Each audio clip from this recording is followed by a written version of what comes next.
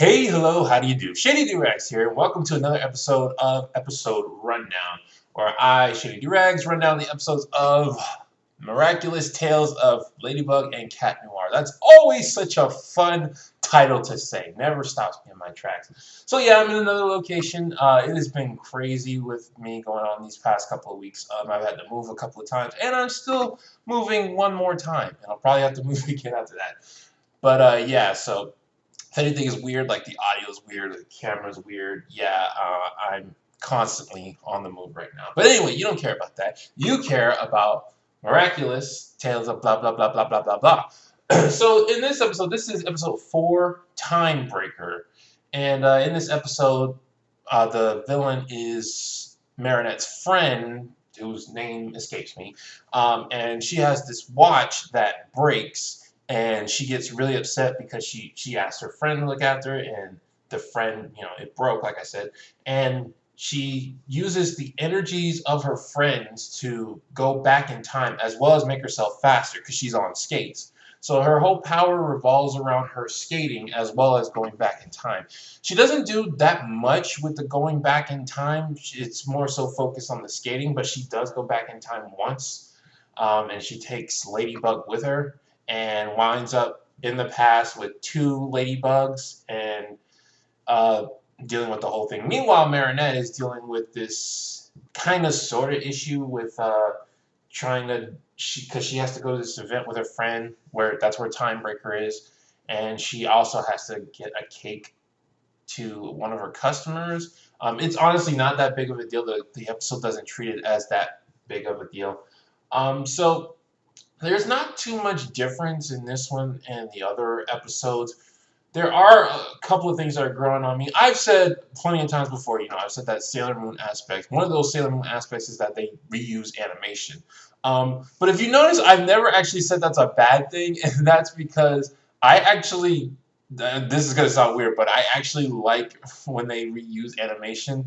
Like, that is probably the weirdest thing you could say about any animated show. But I grew up on Sailor Moon. I grew up on Digimon. That whole transformation that takes a good amount of time. And in this episode, I noticed that Ladybug transformed 3 times, and they showed it on screen twice. And like, I was happy to see that because to me, reuse animation when they do it like that, when they do it for special attacks or for transformations, to me it's like a catchphrase, and I enjoy seeing the catchphrase come back. So I actually enjoy when they reuse the animation for things like that. Timebreaker, I was hoping, like, Timebreaker seemed like a really interesting character. They seemed to go a bit more into her than the other characters. She was Marinette's friend. She had a relationship with her dad. She was very different from her dad, but she wasn't like rebellious, like stereotypically rebellious.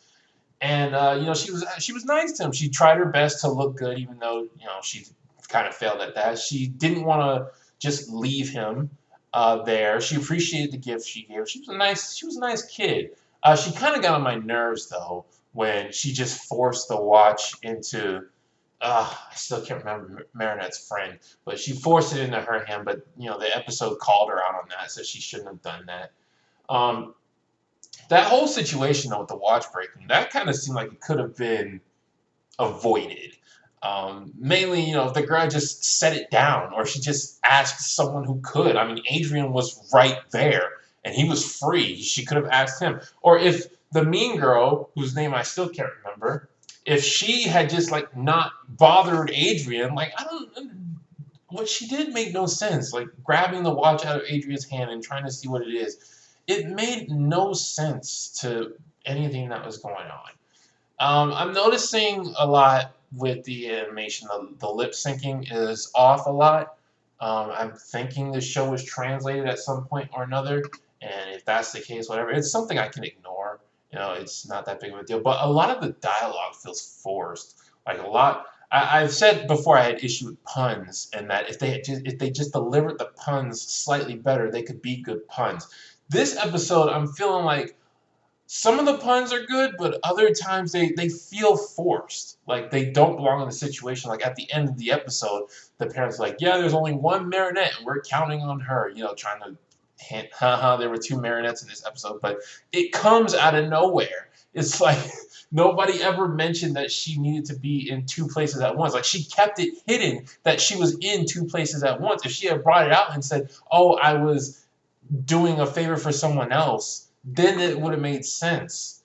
Now, with one thing I also want to talk about is Hawkmoth. I am slowly starting to dislike Hawkmoth. Like, he is, what is he doing? Like, what is he doing? I know he's trying to capture the Miraculouses, so he's trying to use these villains to do it for him.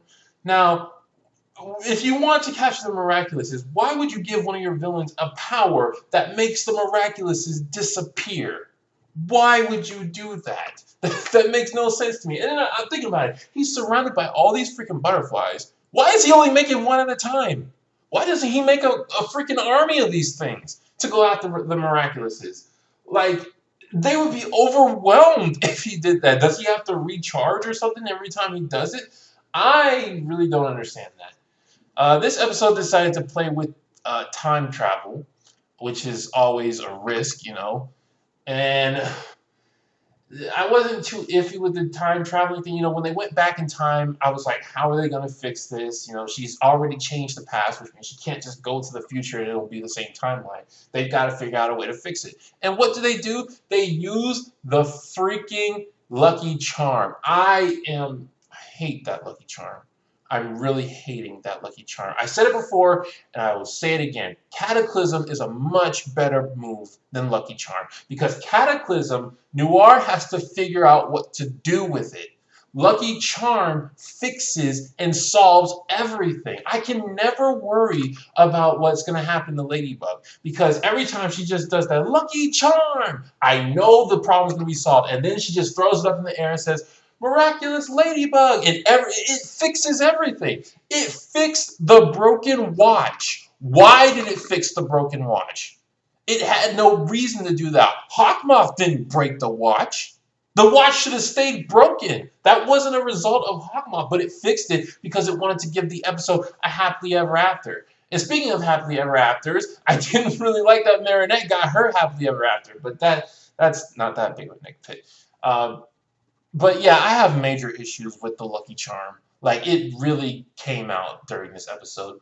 The villain design, I think the villain designs are getting better. Timebreaker's better name than what we've been seeing. I think the names are getting better as well.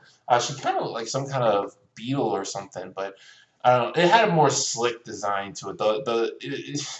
I mainly think about the Bubbler, and I think about how horrible his design was, but she was probably, I thought this was going to be the most interesting villain yet, but because she had such an interesting character outside her villain personality, but she was probably the least interesting villain. Like, she did not use her powers in a very common sense way. You know, a lot of times you get these super villains and you say, well, if they had any common sense, they would just do this. And the villains in the show have been doing that. They've been cleverly setting up traps, and the only reason they haven't been getting away with it is because of the Lucky Charm. But this villain, she really didn't have much going for her. You know, she was just freezing everybody but the Miraculouses, and she tried to go back in time, you know, to fix her own mistakes because she was freezing the Miraculouses by accident. But yeah, so overall, you know, I'm starting to like the series more and more. As I said would happen with this series. You know, you watch something for a long enough time, you start to find things you like about it. But I'm also starting to notice a lot of flaws that I honestly think I wasn't going to notice. You know, I expected to like Hawkmoth as the series went on. I'm starting to dislike him more and more because he's just not doing anything.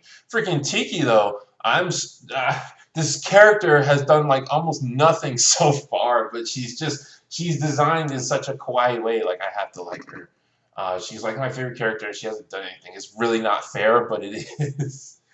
But yeah, Timebreaker. This was an interesting episode. Probably one of my more favorite episodes so far. You know, I liked it better than the first two. Maybe Stormy Weather was probably a better one than this one. But anyway, I'll see you guys in the next video for episode 5. This has been Shady Doorags. So long, farewell, I'd be to say goodbye.